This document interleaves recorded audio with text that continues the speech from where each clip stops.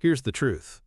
95% of creatives make one mistake that costs them over $10,000 by year's end. They delay killing a failing project. Every single month you refuse to walk away, you actively accept leaving that money on the table. It's a quiet mistake that will chip away at your entire business. Together, let's stop this from costing you another dime. Before we dive in, I want to be crystal clear. I'm a financial educator, not a licensed financial advisor. The ideas we talk about here are for educational purposes, to help you build awareness and ask better questions. This isn't personalized financial advice, so please always consult with a qualified professional for your unique situation. Okay, let's get into it. The root of this problem isn't about spreadsheets or business plans. It's a deep, internal conflict that almost every creative professional faces. From the moment we pick up a camera, a paintbrush, or a pen, we're taught to separate our art from commerce. We're told that true passion is pure, and that thinking about money somehow taints the creative process. This creates a powerful and frankly damaging mindset. We start to see our projects not as business assets, but as extensions of ourselves. They become our babies. And you don't abandon your baby, right?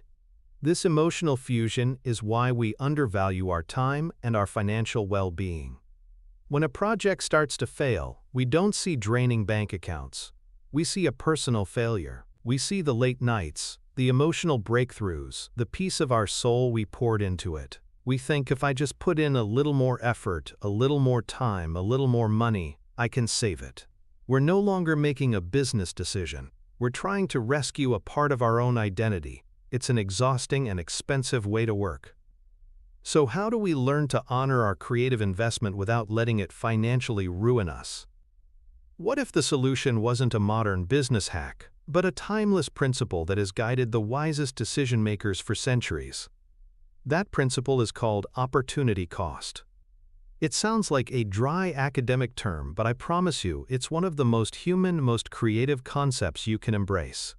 At its core, opportunity cost is the quiet truth that for every choice we make, there is a path we don't take.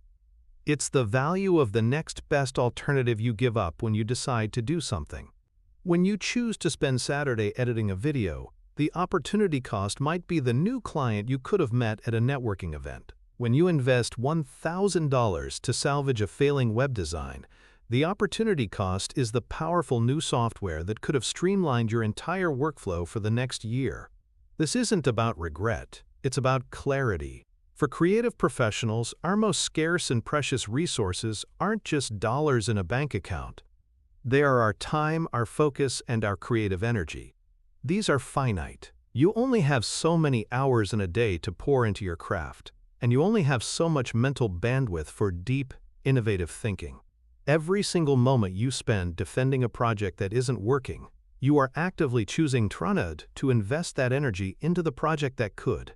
The one that's waiting in your sketchbook, the one that truly aligns with your audience, the one that could actually build a sustainable future for you. The sunk cost fallacy is so dangerous because it makes us blind to this. It puts a spotlight on the past, on the money and time already spent, and keeps the future in the dark. It whispers, "Look at all you've invested. You can't quit now." Meanwhile, opportunity cost gently asks a far more powerful question. Look at all you could be building. What is staying here truly costing you? Answering that question honestly is the first step toward building not just a creative project, but a creative career that lasts. I know this can feel a bit abstract, like something you'd hear in an economics class. To make this principle tangible, let's use an analogy from a world we all understand, the world of storytelling. Think of a filmmaker in the editing bay. They have hours of beautiful footage, including one particular scene they absolutely adore. The cinematography is stunning, the performance is heartbreaking. The crew worked for 12 hours straight to get it just right. It's a masterpiece on its own.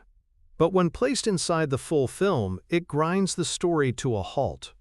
It doesn't serve the larger narrative. What does a great filmmaker do?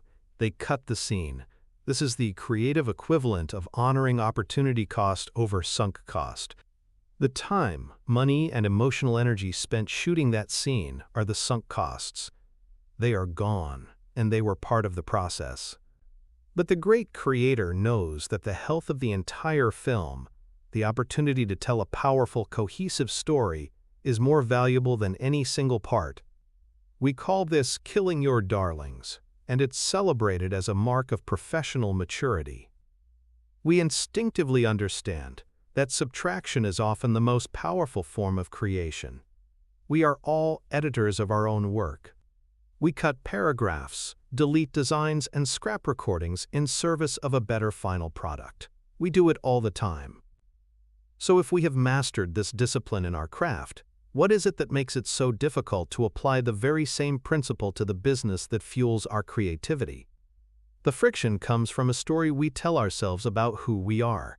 We've been conditioned to identify as the artist, the pure creator, and to see the business person as a separate, often conflicting role. We try to wear two different hats, and they rarely fit well together.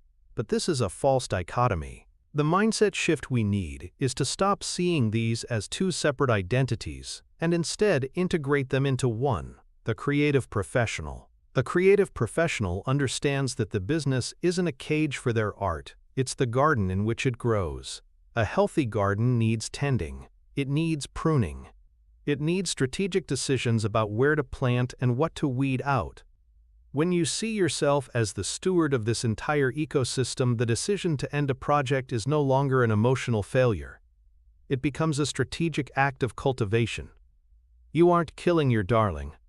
You are pruning a branch to allow the rest of the garden to thrive. This is the fundamental pivot. From being the artist, times the business, to becoming the creative director of your business. It's about applying the same ruthless, brilliant editorial sense you have for your craft to the health and direction of your career. Once you truly embody this shift, the tough decisions become clearer, and the path forward becomes an act of intentional design. Let's distill this down into a clear blueprint you can use right away. And that blueprint is this. See yourself not as an artist trapped in a business, but as the creative director of your entire career. Your job is to make the tough editorial calls, pruning the projects that no longer serve the whole, so that new, healthier growth can emerge. It's about trading the backward-looking question, "What have I already spent?" for the forward-looking one, "What is the best use of my energy right now?" That shift is everything. I would love to hear from you in the comments. Share a time you had to kill a darling in your business. What new opportunity opened up because of it? If you're ready to build a more intentional and profitable creative business, subscribe and join us. Let's continue building your blueprint together.